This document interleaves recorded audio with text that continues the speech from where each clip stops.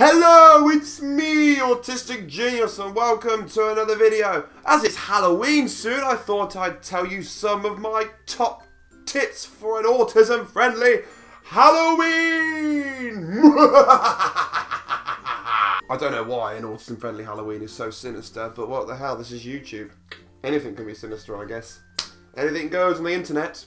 My first tip, of course, is when you buy your autistic child a costume, buy it early. And why I say buy it early is because maybe buy it a bit earlier than you normally would, because then they can wear it at home and try it on and practice it, and they can see if it feels good. So like sometimes when you put clothes on and you're autistic, you kind of like this, like there's a rat up your shirt, and it's just like running around, and you're like, oh, and you just can't, and you're like, and normally when you're doing that, all it needs is the label cutting out.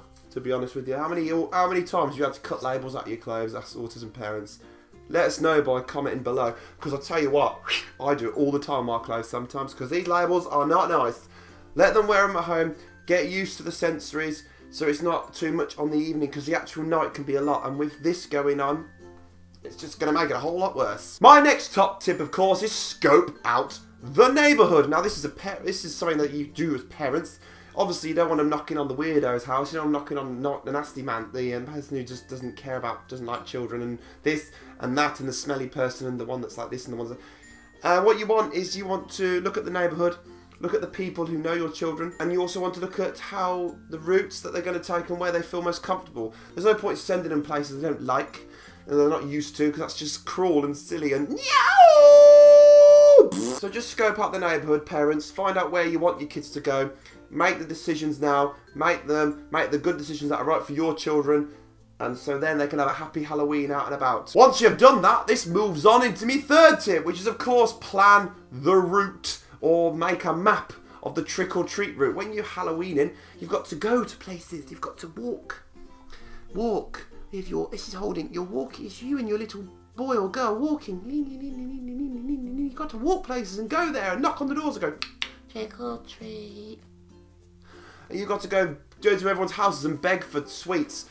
So if you're going to do that, make sure you plan where you're going. If you know all the people that you're knocking, it'd be really cool. Say, they were going to this house, this is where Dave lives. We're going to this house, this is where Graham lives. Felicity, Penelope, they all live here. Your friends are over here. This is lovely. Absolutely lovely. You're going to have a wonderful time. And maybe make a little map and highlight a route. Shh. Look at the highlighter pen with arrows. That's the way we're going. We're going this way. And don't change it. Sudden change is nasty. Don't change the sudden route. Don't change routine suddenly, because it makes our brains go. My fourth tip is in regards to your home. Now, when you do anything seasonal or occasions, they don't make sense autistically. Christmas, why? Why do we do Christmas? Because it's nice and we get to spend time with our family. Why do I need Christmas to spend time with my family? I do it every bloody day! When you decorate the house, do it gradually. Don't just like decorate everything. They walk in like, rich cheese! Take it all down. Take it all down. And then they start taking their clothes off because it's just too much. And they mega scared. They've decorated my house. Nobody wants that for their children. So just maybe do a room at a time. Say, we're going to decorate this room. We're going to put this in that room. Maybe if you want to do it all in one go, make sure they're involved, because then they can see it gradually build, and they're learning and they're seeing it, and it becomes more sense. And when they have control, it's their way, and it starts to make sense to them, because they're seeing it their way. Because if they see it, they're not going to see it your way, because they're autistic, and seeing things from somebody else's perspective is something that's just hard and almost impossible, and impossible in some cases. So make sure they're involved in decision making, or do it little bit by little bit.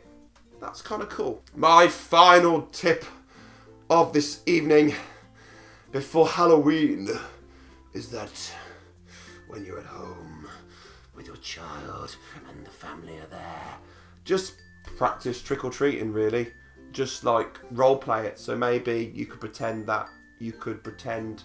maybe you could be really outlandish. Maybe the mum or the dad could go outside, ring the door while the child runs to the door, opens the door, and the dad goes trick or treat, and the kid gives the sweets to the dad, like, and they go, thank you, bye.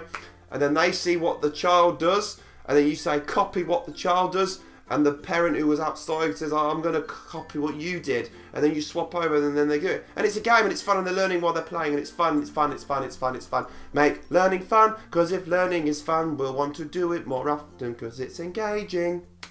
Well, that's all I've got time for. They're my 5 Halloween top tips. Thank you so much for watching. Have a happy Halloween and a wonderful weekend. I've been Autistic Genius. Don't forget to like, share and subscribe because there's people who want to know these things. And also, just do it because I want to be more popular-ish. Anyway, thanks again and bye!